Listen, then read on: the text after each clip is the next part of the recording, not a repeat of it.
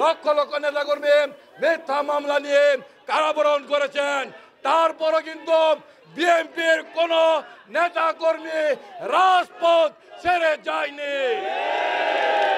আমরা তারেক রহমানের নেতৃত্বে আন্দোলন সংগ্রাম করে শেখ হাসিনার পতন নিশ্চিত করেছে। আজকে আমরা বলতে চাই, নতুন করে একটি গোষ্ঠী দেশের স্বাধীনতার বিরুদ্ধে, দেশের গণতন্ত্রের বিরুদ্ধে আজকে চক্রান্ত করছে, ষড়যন্ত্র করছে। ঐক্যমত হবে তারেক রহমানের সাথে কাঁধে কাঁধ মিলিয়ে সকল চক্রান্ত ষড়যন্ত্র প্রতিহত করবো ইনশাআল্লাহ। আজকে কিছু চক্রান্তকারী দেশে, বিশেষ করে এই এলাকায় কুখ্যাত স্বরাষ্ট্রমন্ত্রী কামালের যারা লোকজন ছিলেন, দালাল ছিলেন, তারা এই এলাকায় নতুন করে সন্ত্রাসের রাজত্ব কায়েম করতে চায়।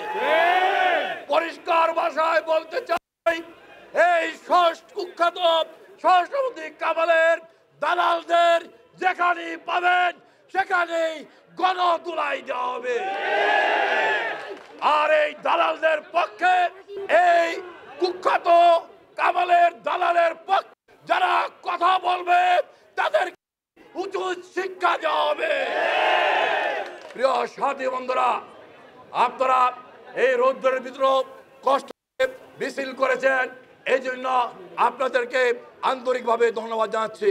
সর্বশেষ বলতে চাই, আমরা দীর্ঘ 16 বছর ভোটের দাবিতে আন্দোলন করেছে।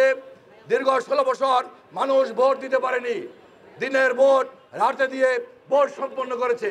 অতি বিলম্বে নির্বাচনের রোডম্যাপ ঘোষণা করতে হবে এবং শেখ হাসিনা সহ শেখ হাসিনার সন্ত্রাসে এই এলাকার কুখ্যাত স্বরাষ্ট্রমন্ত্রী কামালের সন্ত্রাসী বাহিনী সবাইকে গ্রেপ্তার করতে হবে, সেই দাবি জানিয়ে আমি আমার বক্তব্য শেষ করছি। খোদা হাফেজ। বাংলাদেশ জিন্দাবাদ।